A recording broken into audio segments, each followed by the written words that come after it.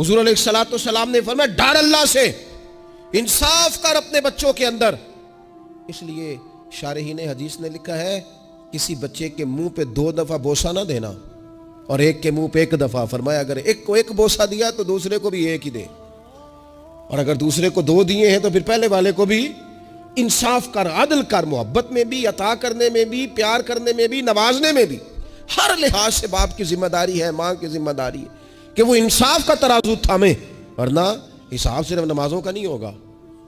محبتوں کا بھی ہوگا، حساب صرف زکاتوں کا نہیں ہوگا، تیری الفتوں کا بھی حساب ہوگا، حساب صرف تجھ سے تیرے روزے حج زکات کا نہیں لیا جائے گا، تیری توجہات کا بھی حساب ہوگا قیامت کے دن، کہ یہاں ہونی چاہیے تھی کیوں نہیں تھی، ادھر زیادہ کیوں تھی، ادھر زیادہ کیوں نہیں تھی۔ اس لیے اپنی مرکزی حیثیت کو ہمیشہ سمجھیں، جانیں، اپنی زندگی میں ان کے لیے تھوڑا دل بڑا کریں، گنجائش پیدا کریں۔